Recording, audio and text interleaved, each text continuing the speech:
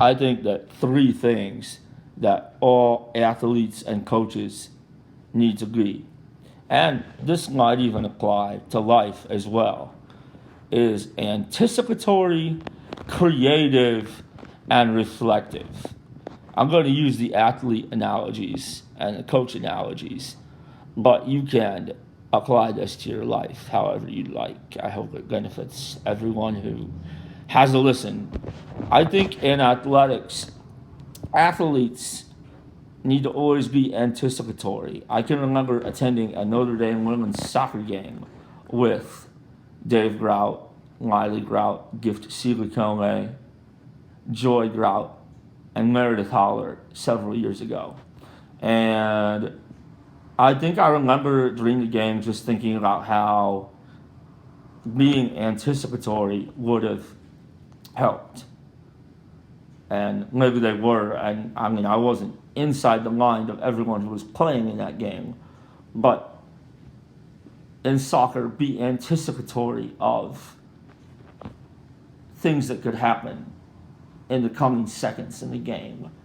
Get yourself open to receive a pass from a teammate, a kick from a teammate, or, head over to where you think someone might kick the ball to defend it if you're on defense. Now, obviously, it could backfire on you and you could be somewhere else and it might not work. But I think being anticipatory is key. Also, when you are in any kind of a sports team game like basketball or football, be anticipatory of what the offense and defense might throw at you. Maybe from film you've watched. Be anticipatory of what could happen next. Coaches can do the same thing. Be anticipatory. Be, thinking through scenarios that could happen and get your team prepared for it when you take your next time out. Being creative. I think both athletes and coaches need to be creative during the game. Athletes need to be creative because, now obviously, don't be a ball hog. Don't create a shot that's not there. Don't create a pass that's not there. Don't create a stolen base that's not there.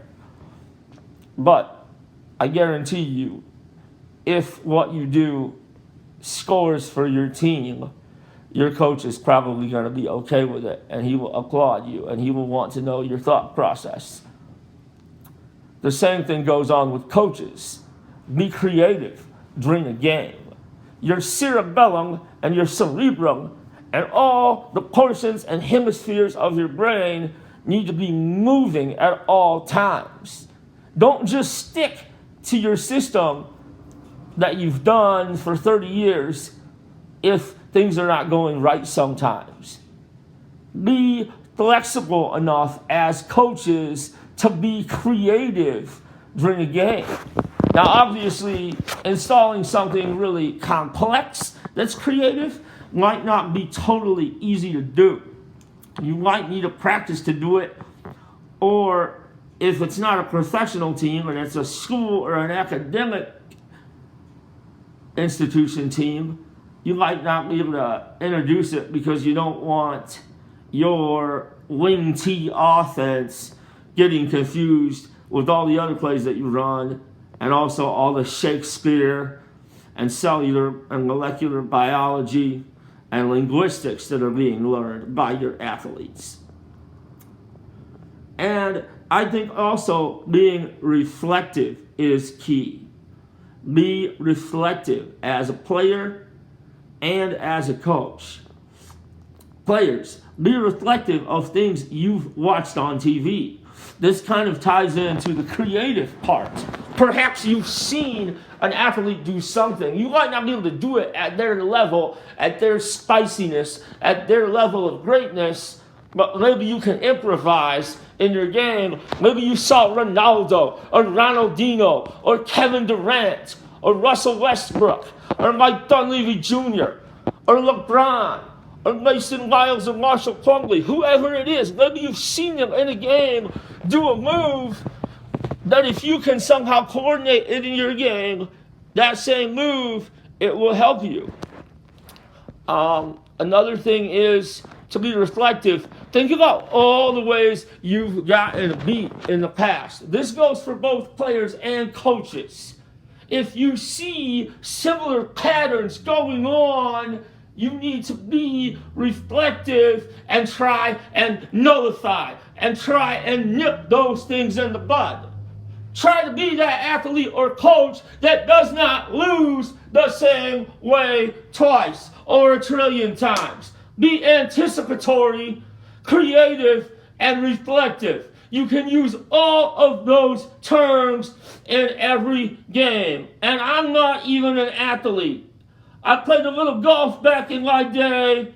I played elementary school B team basketball. I was mainly a manager, but I scored 2 points.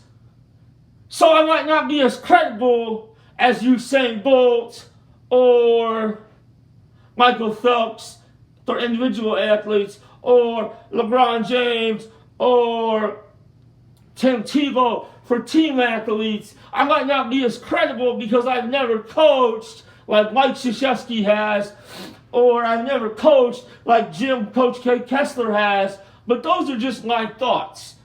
I finally figured out how to do an audio podcast on YouTube. I hope you're enjoying my thoughts. And if you're an athlete and you apply these things, comment down below. Or same thing if you're a coach.